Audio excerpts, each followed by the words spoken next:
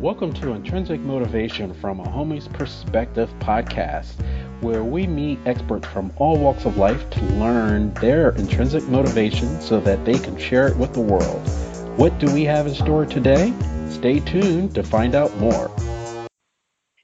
Good morning, good evening, good afternoon, everybody out there in podcast land. You are in tune to another episode of Intrinsic Motivation from a Homie's Perspective. This is Hamza. And I am David. And we have a really interesting guest today. We had a guest a few months ago, and we were talking about anxiety and post-traumatic stress. And this Beverly Surley, for those that listen to the podcast, she is in Australia, and she was mentioning that in Australia you have more suicides associated with addiction and just the after effects of war than you had people that actually died in war in Australia. And on the other side of that, the guest that we have today, Miss Janet Colbert, she is the author of Stop Now, Stop the Organized Pill Pushers. And brief story, she's like myself, she's a transplant from Tri-State and moved to Florida, like half of that state.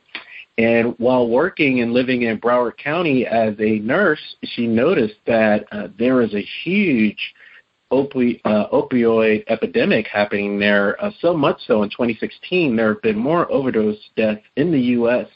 than during the entire Vietnam War. Without further ado, I'd like to welcome Janet Colbert to the podcast. Welcome, Janet. Thank you very much, Hamza, and thank you, David, as well. Yes, thanks for being here. Yeah, let's, I want to get your, as a side note, there's a lot of comic relief for the state of Florida. It seems like in that state, so much goes on and so much is observed by the rest of the country. Like, this could never happen anywhere else. And what is your take on that? I know. We used to be known for our beautiful beaches, which they're still there, but this opiate epidemic is really the epicenter for the United States. Is in Broward County, Florida, and Florida should be very ashamed of that distinction for our state. And I started out, I was a neonatal nurse taking care of drug-addicted babies, and we had no idea why on our unit we had so many babies all of a sudden. And, so I started writing letters to politicians and telling them about this. And at the same time, my friend lost her son, Blaine, to this. And before he died, he did have an overdose. He went to the hospital. The hospital called her, and he told her then all about the pill mills that were in Broward County, Florida. We had no idea. It was 150 just in Broward County. More than McDonald's, more than Starbucks. So I started writing letters to politicians, and I thought as soon as I let them know about this, these babies, they'll do something, and they haven't. The drug-addicted babies has gone up 1,000% in Florida. So just this year, I'm very proud to say we are getting legislation that's going to begin July 1st in Florida, the 3-day limit on opiate prescribing during acute phase, and doctor education, and mandate that they check the prescription drug monitoring program, which is the database, before writing a prescription. And so I hope that helps because, like you say, the deaths are, every year they escalate more and more. There's no end in sight. Now, that's wow, especially to be at the forefront of this happening. When you were a neonatal nurse, when did you first start observing, what time frame was this that you noticed that something is not right?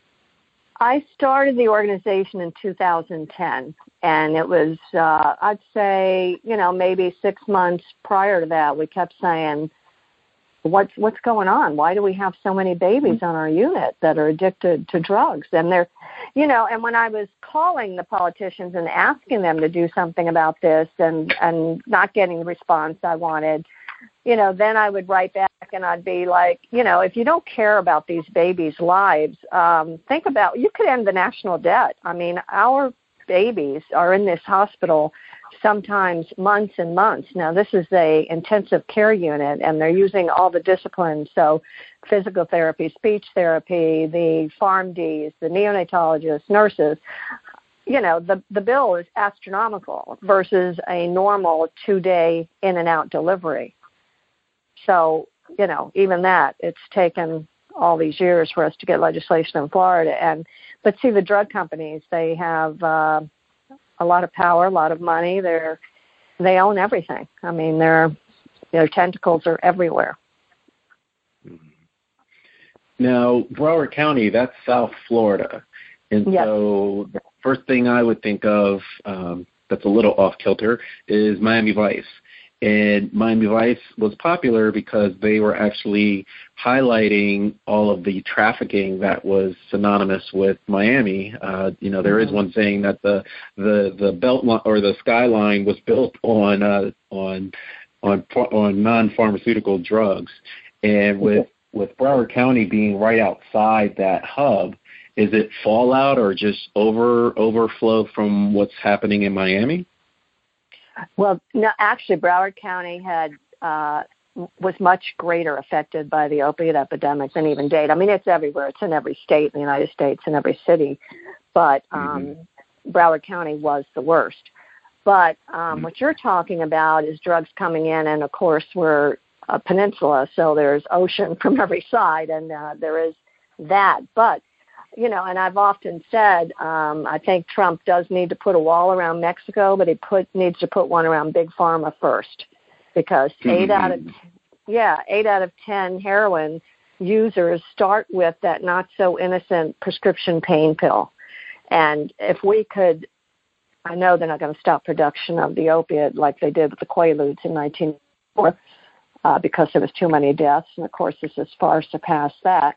But if we could stop that influx and that prevalence of pills everywhere, we could stop the demand for heroin, and there wouldn't be that much of we would end that problem. Mm-hmm. Now, politically, you mentioned, and we don't usually talk about politics on our show, but there was a huge position on a wall around Mexico, and a lot of people in the States, we had a couple of people, Arizona is another hard-hit state. We had a guest that was talking about opioid abuse there, and they were saying, well, are you going to build a wall around your local CVS? And so I noticed when we watch the commercials and they're talking about prescription drugs, and they have, the big disclaimer, and they speak really fast at the end of the commercial. And you're talking about a lot of people start on these epidemics because they're on I guess, for lack of a better term, a gateway. What's a better approach to one, get relief so that this doesn't even happen? Well, limited opiate prescribing will help. They were after an injury or sometimes a tooth extraction. Some people got addicted from a trip to the dentist office. I mean, that should not cause you to be in rehab centers. So, they were giving a 30-day supply many times after a simple operation or, like I say, a sports injury, something like that. So the 3-day limit will help very much. They're saying that there's such a high risk after taking it for 5 days of addiction. So if we can limit to 3 days, that will help. There's also, there's so much corruption and greed with this. I'm sure you heard about all the lawsuits and everything against the pharmaceutical companies. They were paying doctors to write books about the under-treatment of pain in America, and that when they first marketed it, they were saying it is not addictive. And, of course, none of that is true. So if there is a doctor now that doesn't know how addictive this pill is, he must be living under a rock. But, the avenue of the pill mills, and they're still overprescribing doctors in Florida. They're just not as blatant as they used to be. There was a 10-page ads in this little magazine called New Times that was free on the beach and in various places. And they would advertise all the pill mills in there. And they were, Dr. So-and-so is gone, no more questions asked, no Florida license required. They were given free 10 visits and then your office visits free. There was a taxi cab that was driving all through town with a banner on top, Roxy's $3, office visits $250. Oh, man. I mean, yeah, they were so blatant about what they were doing. But see, it's legal. These are legal drugs, and most of the owners of the pain clinics were already convicted felons, but they had to have a doctor in there. So they advertised on Craigslist and Headhunters, and they got a doctor in there, paid him $500,000 to just sign his name to a prescription pad, and all day long, every patient that walked in there got the same thing, oxycodone, Xanax, and Soma in exorbitant amounts. Wow. Why, Janet? Why do you think this was such a? I mean, you said that all the states have some problem to some degree. Why was Florida such a stronghold for all this? I guess our lax laws, and it took a while to start to put some laws in effect. And when I first, I started holding protests in front of these pain clinics. Doctors are killing people, and things like that. And then it was in the newspaper, and parents came out to join me that had lost their child to this. I mean, they didn't all start out on the joy rides. I mean, of course, some of them did, but they didn't all start out that way. But it's a very deadly mistake that if they took a half a pill from a friend or whatever, and then they could just walk into the pill mills at any age. There was no, Publix, you couldn't walk in and get a beer, but someone under 18 could walk into a pill mill and get all those pills. So, it was legal. Like I say, it was legal. And there was no consequences at all to the doctors or to the pain clinic owners when we were out there protesting. And that has started to change. You do see, matter of fact, in the back of the book, I do have where a doctor was charged with first-degree murder. I went to his murder trial every day. I attended that because I wanted to be there. So, they are getting sent to jail now. Yeah. So, Janet, for those that don't know, what exactly is a pill mill? They just wrote prescriptions in exorbitant amounts, and there was really no diagnosis. There was no health issue. They would the lines were wrapped around the building, and nobody really knew what was going on. I mean, when I'd speak at PTA meetings and civil organizations, they would go, "Oh, we thought they were, wow, they're really doing something about arthritis and stuff, And I'm like, no, that's not what they are, And then different stores would call us. They were in these storefronts with a laundromat and a psych thing, and all different businesses were in this strip mall. And sometimes the business would call us and say, "Hey, can you come out here and protest? These people are, coming. They're affecting our business by being here." So either that or people would call us from the neighborhoods and things like that, and we'd go out and protest in front of them and bring attention to it, what they were doing. Now, what's your take on the pill mill and the fact that the way I imagine, but you're the expert on this, I just want to get more of a historical viewpoint. About 10 years ago, there were, a lot of news stories about people going to Canada because they couldn't pay for their prescription here in the States. Do you think that the pill mill proliferation is the response to that, where they can get what they need at a cheaper cost than going the traditional route? That's like a completely separate issue. The pill mill, the only thing they prescribed was oxycodone, Xanax, and Soma. They weren't high blood pressure, and what you're talking about there is people that need medications for, various illnesses, real legitimate illnesses This is nothing like that, you know. It was legal drug dealing. I mean, even our attorney general was calling them doctors, drug dealers in white coats.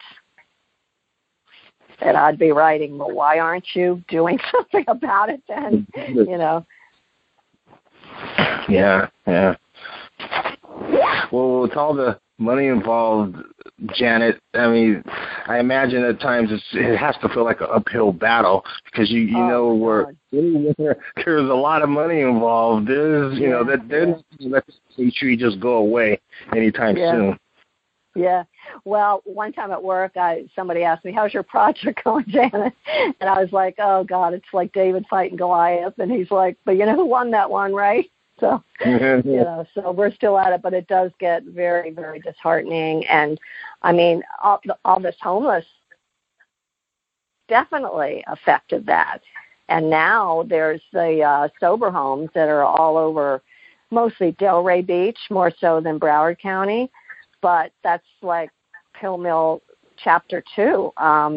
Anybody, and they're just starting to get laws for that. Anybody could open up a sober home. And there was one man that was arrested in the sober home. So they were overcharging for urine drug screens, and part of recovery can be relapse. But the man that was arrested was giving the people in the home heroin and then testing them, and they're not clean again, so they needed another 30 days. And I mean, there was such horribleness going on. So we've got that problem now too. So just to add another chink in Florida's armor there.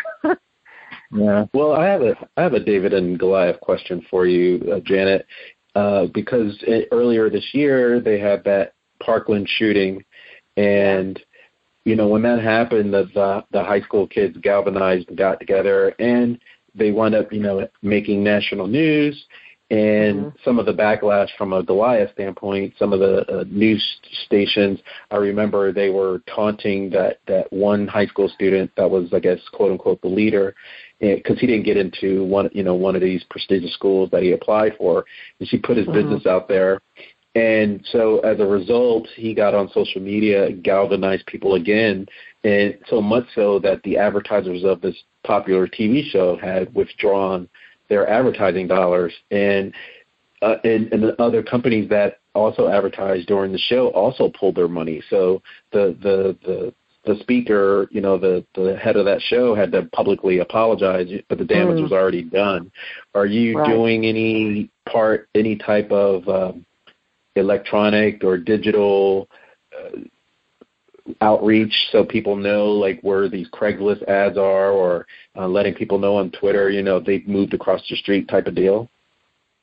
Well, we were out there holding protest signs in front of them, and bringing attention to them. But I know that Parkland, what a tragedy that was. And like you say, money talks. So if the advertisers pull from that, then things begin to change.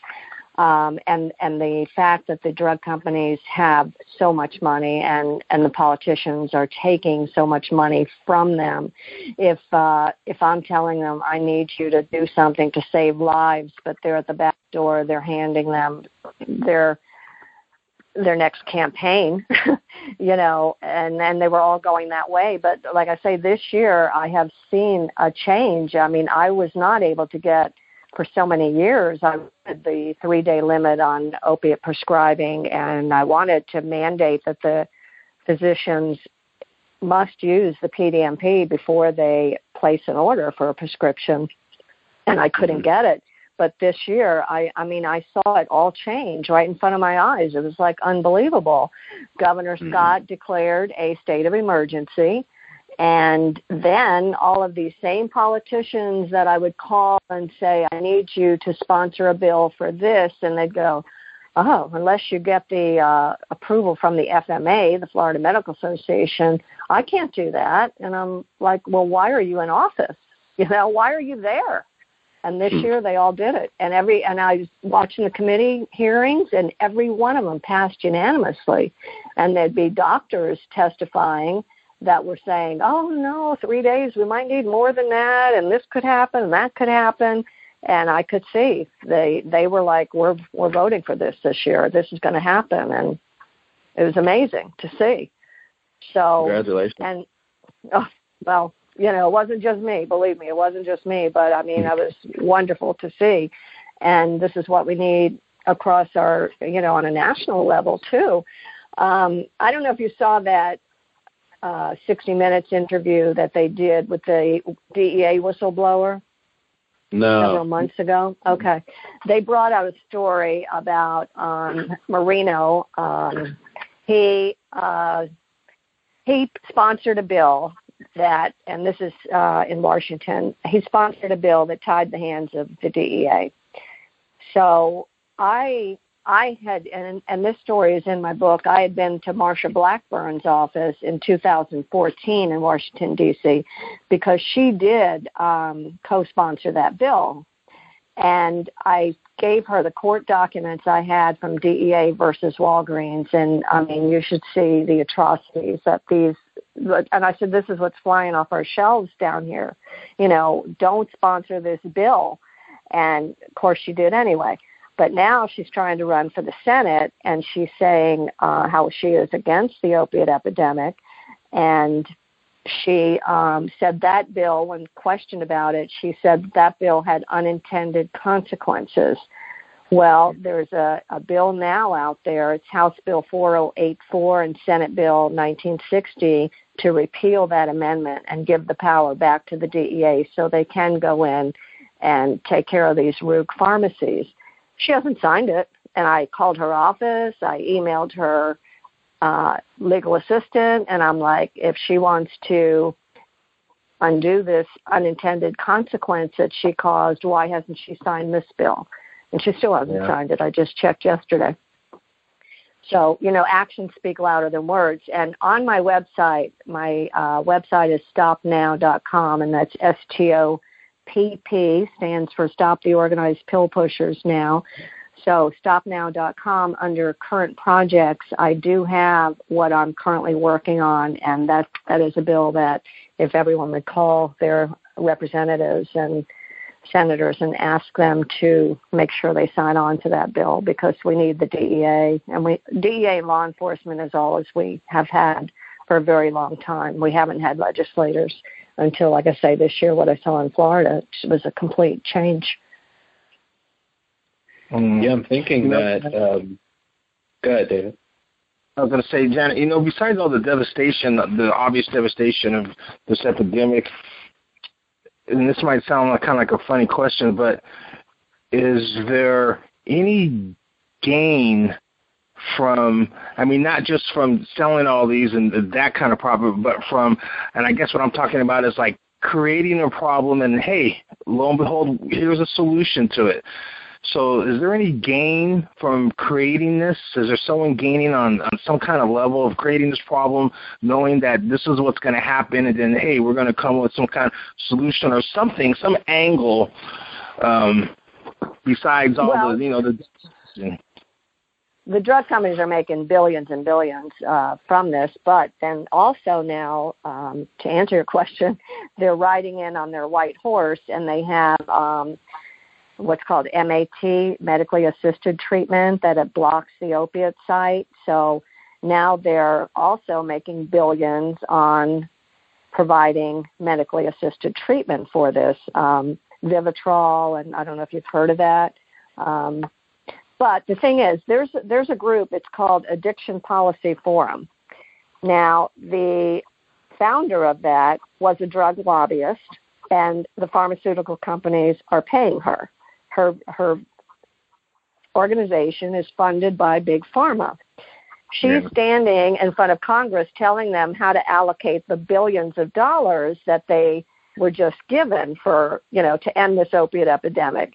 And it's all going, well, a lot of it is going to the drug companies for this MAT. So, yeah, and I'm like, well, how about fewer pills? How about cutting production by half, and let's see what happens, instead of, so That's what I'm saying. Their tentacles are everywhere.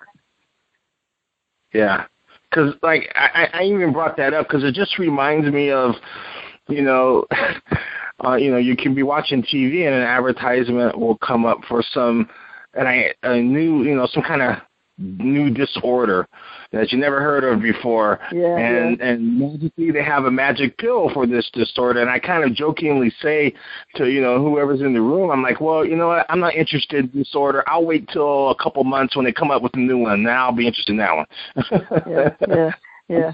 Or just not taking anything and eating healthy and exercising. Disorder. Yeah. Yeah. So, and in my Appendix A in my back, I have the CDC guidelines. They should be instituted into law. That would help. And then I have in Appendix B, I have the letter that was sent from the U.S. Surgeon General to every physician in the United States saying we are partly responsible for this, and let's see what we can do to end it. Yeah, I'm thinking, Janet, about the Vietnam War, since you're talking, you made reference to it, and and I wasn't born then, but just my dad was in Vietnam, and in just talking to other people, there was discussion that there was so much backlash for that war because for the first time, a majority of Americans had televisions, so they could actually see what was happening. They had a visual.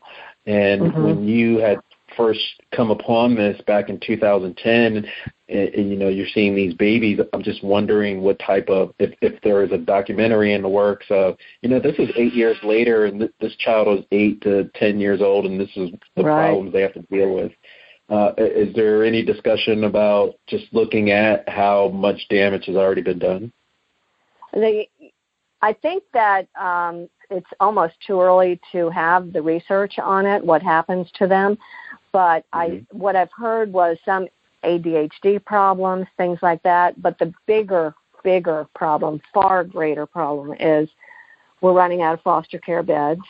Our DCF, which is Department of Children and Family Services, are completely overwhelmed. There are way too many cases, and I had a doctor write me when I was out there protesting, and he saw me in the newspaper, and he wrote to me that 2/3 of the cases that they go out are called out on. 1 or 2 of the caregivers are both substance abuse, and there's so many deaths from children in these homes due to neglect or sometimes torture. So that is such a horrible problem, and it won't end until we can do something about this epidemic, this opiate epidemic. We've got to get, half our society, well, I don't know, that's just, I usually am very factual, so half our society I can't say is on drugs, but but it seems like it. And like I say, the homeless situation, and a lot of them are on drugs. It's caused from drugs and alcohol. And, and like I say, these children's situations that are being raised in these homes, it's really sad. I have a two-part question to that. So go ahead. The first part I was thinking about was, many moons ago I was a teacher, and when I taught second grade. And when I taught, some of the students at the time were going through the crack epidemic. So, there was a lot of disruption with those kids, and it was a middle-class school, too. It wasn't a lower-class school. And so my first part is, is there enough research that can segment portions of the population based off of income? And the second part of that question is, when you mentioned homelessness, a lot of vets are homeless. So has there been any research as to what percentage of the population are actually vets? The Veterans Administration, there was a few articles on that regarding how many of them are addicted, and there was a case where the parents were telling the doctor, "Don't give him anymore. He's addicted to this," and the guy had an overdose and died right there on the facility.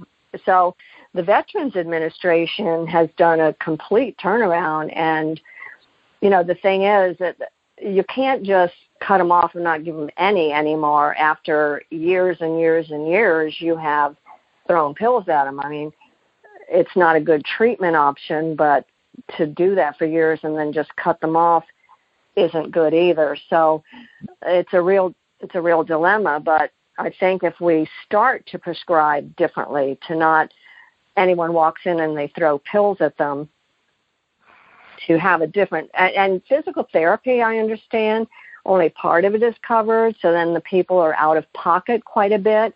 So there needs to be a whole change in how we're treating patients that are in pain. There's also, you know, the elderly. It's not just this age group in their 20s and they're junkies, and that was like a big bonus to the drug companies that, well, of course they're dying, they're drug addicts, and nobody was blaming the drug companies. They were blaming the person that is dead on the street, but they are the ones that got them addicted. You know, it's very highly addictive. So that's my stance on that, that they shouldn't be, you know, supporting this and marketing this as the best thing since sliced bread, because it isn't. It's killing people. It's killing a lot of people.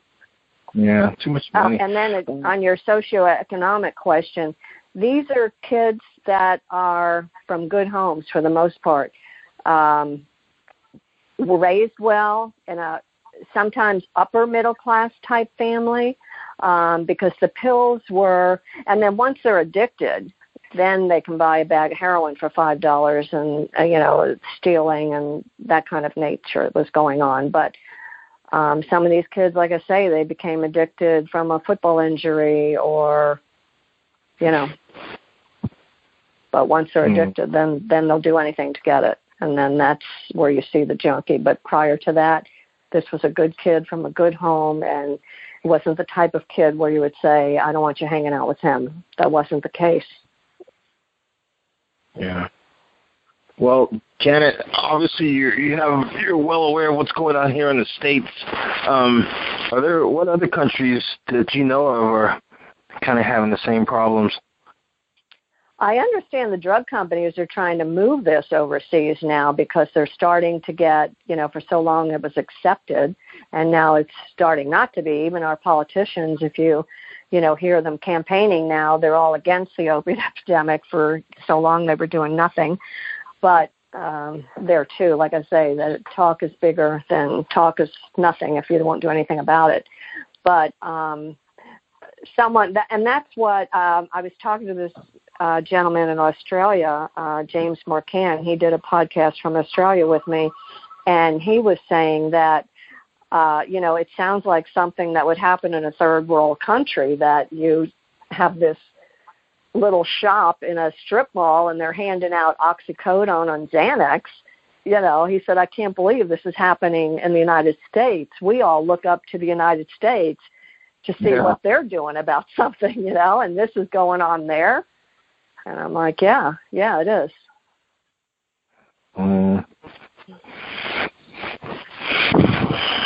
So I think this is statistics. We're 5% of the world's population. We have 100% of the hydrocodone, and it's like 87%, something like that, of the oxycodone. So are we in really that much more pain than the whole rest of the world? Yeah, good point. I think that's why it's been easy, Janet, for it to creep up on the country, because we have always, for the past 20, 30 years, have had this acceptance of prescription drugs. Yeah. So, right, from the Ritalin when you were a kid to whatever you were taking as an elderly person, Right. So right now it's come to its head, but it's probably 20 or 30 years in the making. Right, and I think that also had an effect on why some of these kids did take it from a friend, took a pill from a friend, because it came from a doctor. Every prescription originally came from a doctor. There was way over prescribing. So, so it seemed more trustable. None of those that died, let's say 60,000 died in our country last year, I think was the statistic. And the heroin overdoses, when this first started, like the oxycodone, they first started reporting the deaths here in Florida, heroin was almost minuscule. There was no heroin here. But now, that number is over the oxycodone even. But these kids would have never started on heroin. Many of them would have never went out and bought heroin. But once they took that pill and got that seemed innocent, comes from a doctor, it was in their mother's medicine cabinet, and that's what they used to blame. They used to blame your parents' medicine cabinet. But when I wanted legislation, get it out of the medicine cabinet, don't prescribe that many, I couldn't get it, but, So that's part of the problem. It came from a doctor, so it seemed okay. Now, popular culture usually it mimics what's happening in real life. And so, over the years, we've had the war on drugs and drug movies that were popular, or you saw a drug kingpin's downfall.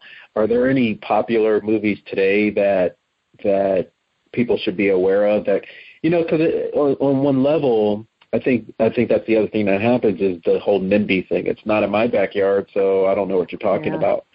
And is there anything now where they could look at a movie or somewhere you could direct people to, in addition to reading your book? I was going to say they can read my book. That's what one doctor said to me. He said, not only is your book really fantastic, he said it really is. Dr. Andrew Kolodny, I don't know if you know of him, but he's a researcher and he has an organization, Physician for Responsible Opioid Prescribing, and I did use some of his research in my book. But he said, this is what he said to me. He said, your book is a historical document, and 40 years from now, when they're wondering about that plague of the opiate epidemic, I hope they find your book. And I wrote back to him, I'm like, 40 years from now, I hope they find it now. Yeah, you know now.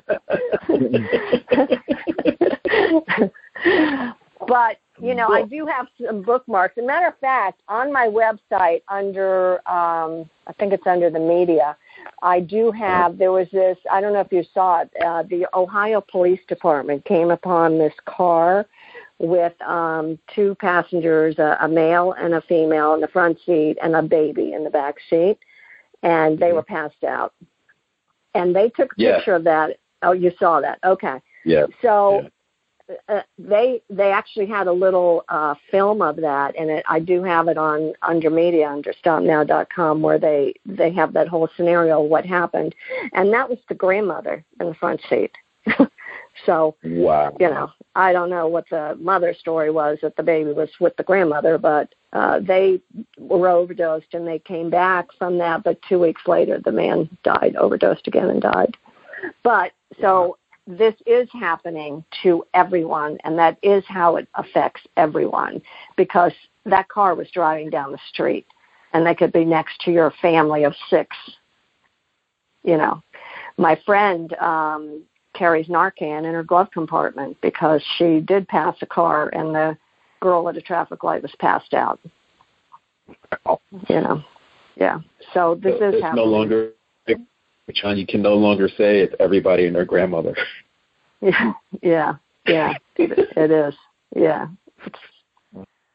that's sad but true. Well, yeah, I didn't mean to make light of that, but you have been on the forefront. You've been at the grassroots level. You've written a book, so much so that last year you were recognized in your own community, 100 most outstanding women in Broward County. Can you tell us about how that came about?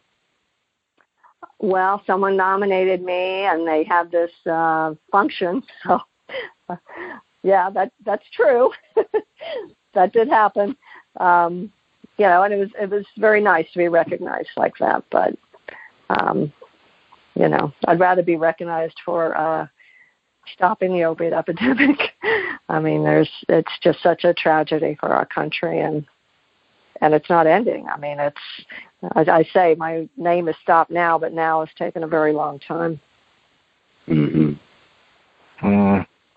So as they start to, try to get maybe some control and through legislation and whatnot, Janet, is there a underground market that's developing at all for this? They have, like I was saying before, every single pill that was out on that street was put there by a physician, whether it was in the wrong hands or not. But Canada now has made some type of a apparatus that they can make pills, and they looked very similar to a Xanax. They call them tombstones because you know how a Xanax is kind of shaped like a coffin.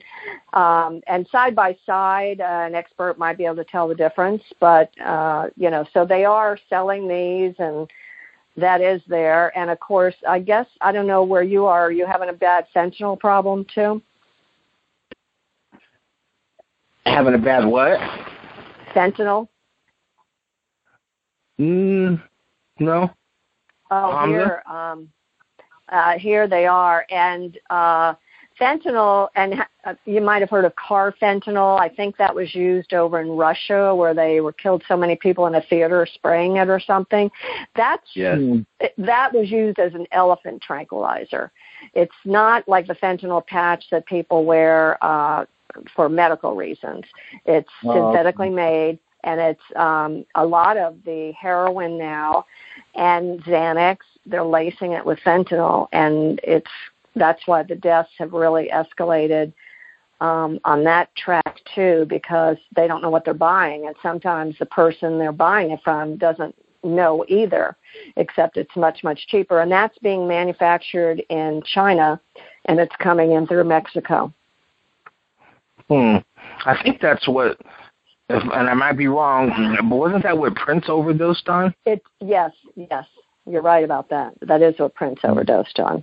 And here, too, he came about that addiction, honestly. I mean, he fell off the stage and had hip problems, and because he was very against all drugs, all drinking, but he got addicted from that injury. And then that's all you care about is I have to have it, Yeah, gotta get it. And I think part of it too was just from what I had heard and or read, being a Jehovah Witness, he was against getting any kind of surgery or blood transplants or transfusions or something like that. So they do believe in that, So probably was, So consequently, he was, had to deal with all this pain, and so I guess that was part of it. Yeah. Physical therapy, non-inflammatories, he'd still be alive and happy.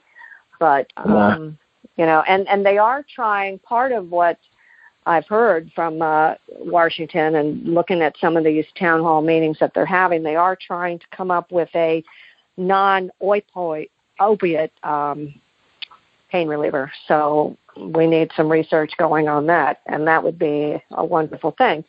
But, the drug companies now, originally what the opiate was for cancer patients, end-of-life stage, and that kind of thing. And, of course, it doesn't matter if that person's addicted to it. They're in bone cancer or something like that. They're in extreme amount of pain, and that's all that matters, just palliative care, keep them comfortable. But then the drug companies realize they can make so much more money just giving it to everybody for any reason. And that's what they've done to our country. And people need to know this.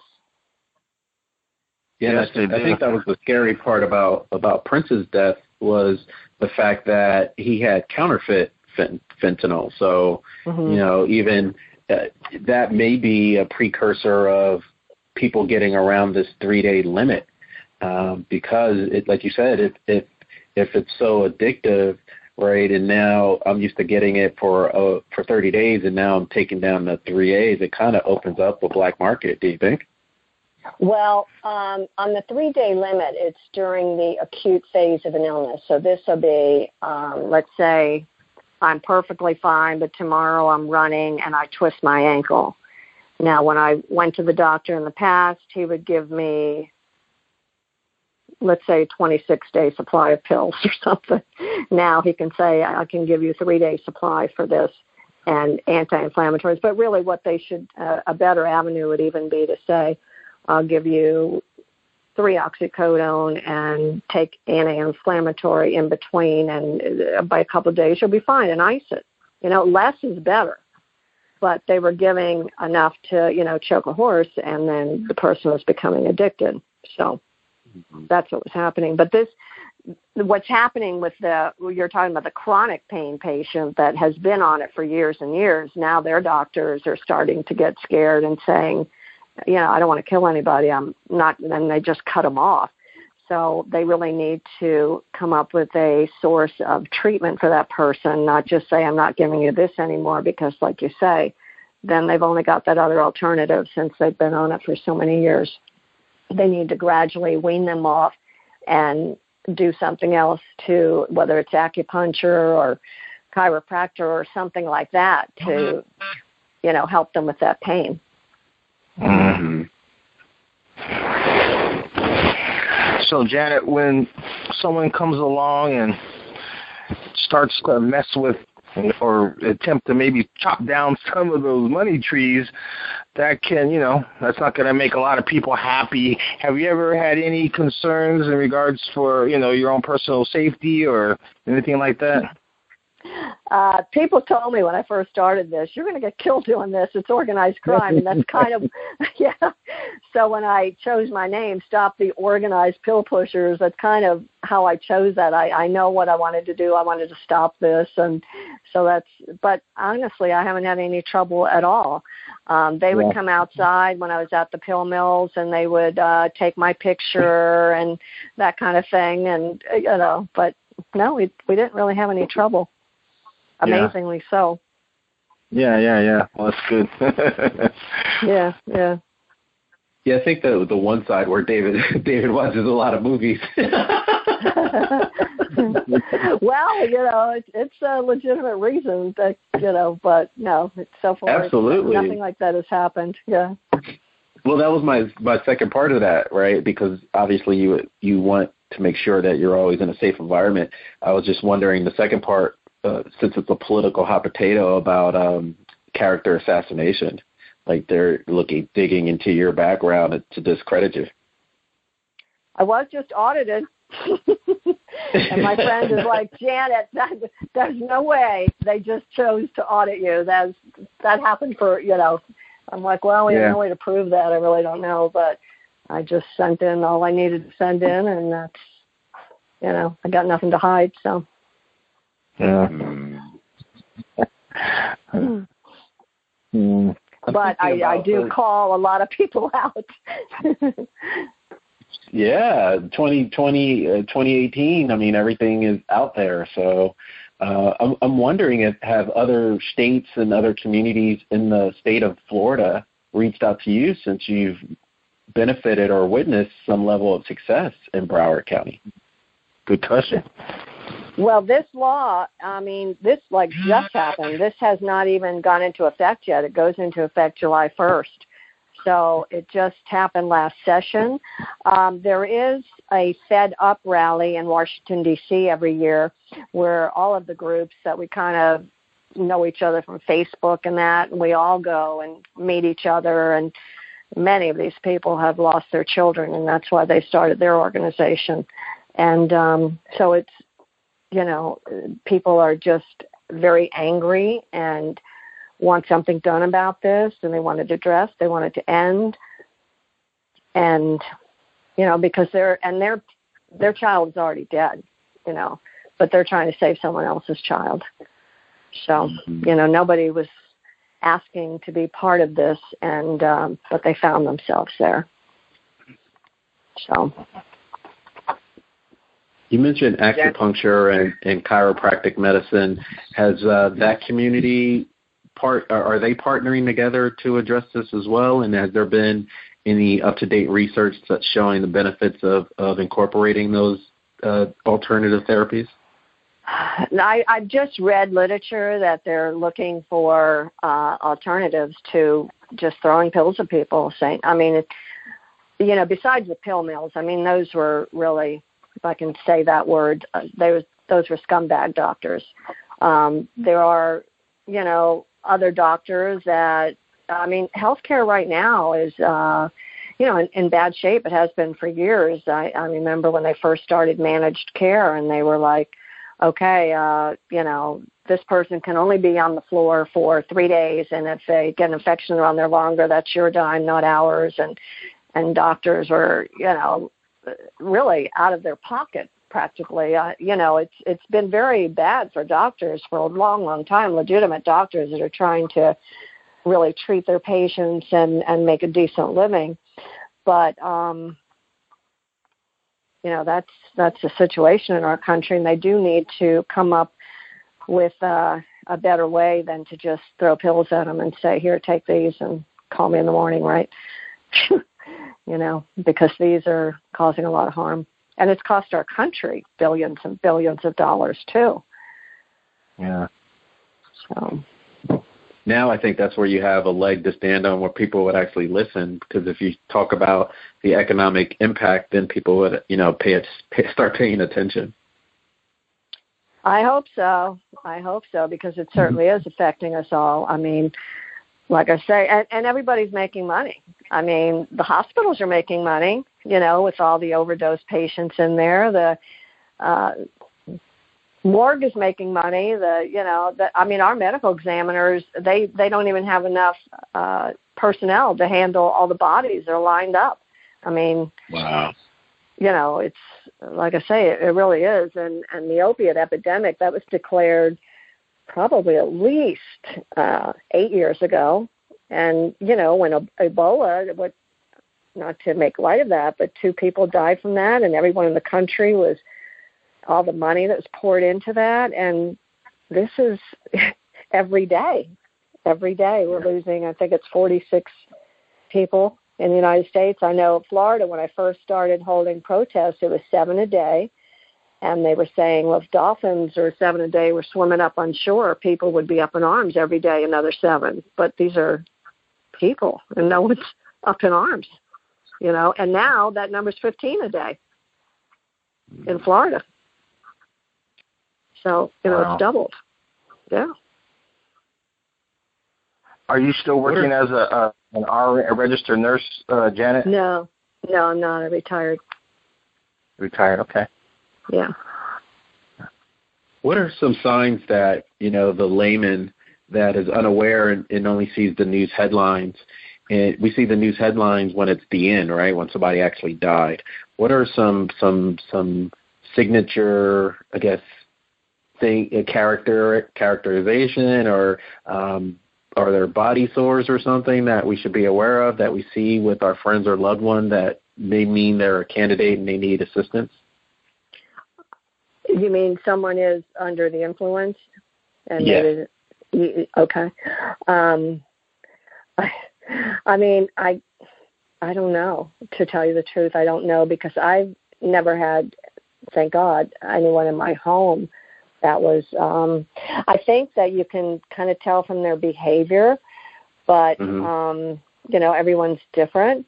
And I don't really know the answer to that question, other than to say I think they've said in school, all of a sudden they start skipping school, or, their grades start to drop. And this is, again, I'm talking about a younger person. I just heard, I went to this seminar a few weeks ago, and one of the speakers who was very, very good, he was this young man that was at Columbine High School, and he was in that library. And he was hiding under the desk because when they heard it, they thought it was a car backfire, and school shooting hadn't happened prior to that. And then they realized it was a gun, and the teacher stuck her head in the library door and said, "Get under the desk." And they all were sitting ducks under the desk there. And he came in, and his best friend was killed right next to him. And he didn't know he had been shot, but he had been shot twice. And he said that day they took him to the ER, and they gave him 30-day supply of pills. And then his primary doctor gave him another 30-day supply of pills. And he said, our our family, going back 4 generations, no one had ever had an addiction to anything. And he became addicted, and he was on drugs for quite a few years, and he finally came off and went through rehab, and now he goes around and gives these talks. So, I mean, it can happen to anyone. That's very important that people realize that. And it isn't, there's such a stigma to it, but it's the pill that's so highly addictive, not the fault of the person taking it. And he was saying he was given a talk one time somewhere, and he could see someone way in the back of the line with like a one of those dogs that you bring with you. And that man waited for him, and he talked to him afterwards, and he said, I want you to know that I was on the SWAT team that went into the library that day. And he said there were 16 of us. There's only 2 of us still left alive. The others have either committed suicide or died from drug overdose because of what they saw. Because it was the SWAT guys. Wow. Yeah. Wow. Yeah. Wow. So yeah, I think that's where it should really be not, a big, I mean, you can't wrap it up in a bow, but if we highlight all of the long-term ramifications, that survivor's guilt contributes to a lot of that suicide and death afterwards. Like, why am I still here when that happened? And, there's no, or it doesn't sound like there's an outlet where, groups can get together and talk about it, because we're having so many, violence, we're I guess numb to it because we hear it so much. It's like people may make a meme or something on social media, then it goes away, and then it happens again a couple of weeks later. It's a never-ending cycle right now that needs to be broken. And he said at that time it hadn't happened before, so there wasn't help for them. No one asked him, how can I help you through this? It was, here's some pills. And he said, and truthfully, he said, the pills helped me more for emotional than they did for the pain. They helped me emotionally to get through that. But then he was addicted to them. Yeah. It's the same as heroin. So that's why they can get heroin so cheaply. It's cheaper once they're addicted and they become heroin addicts.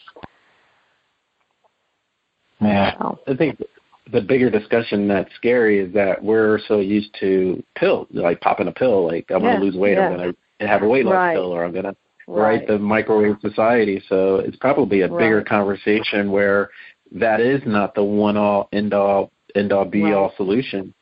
Right. Exactly. That's exactly right. Yeah.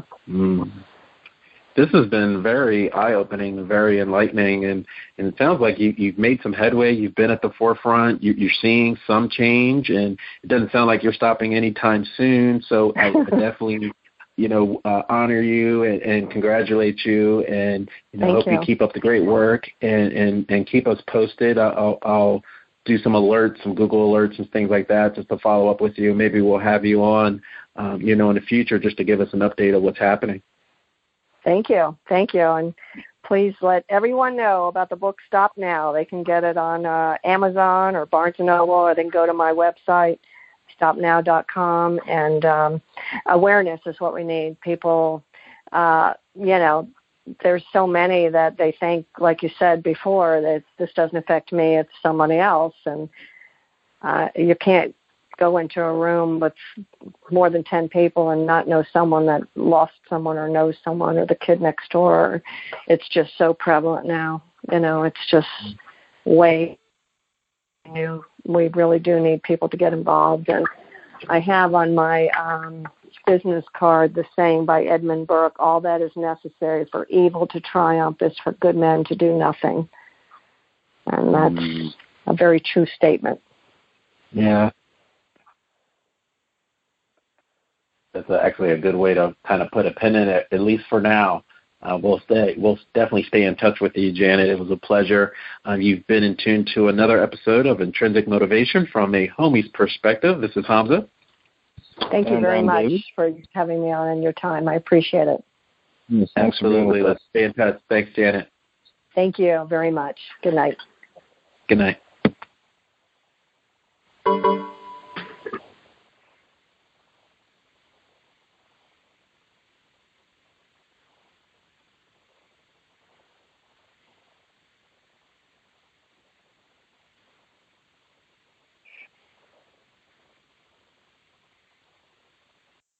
Listen to Intrinsic Motivation from a homie's perspective on Radio Public. It's a free, easy-to-use app that helps listeners like you find and support shows like ours. When you listen to our show on Radio Public, we receive direct financial support every time you hear an episode. Experience our show in Radio Public today by listening to the show link in our episode notes, and thank you for listening.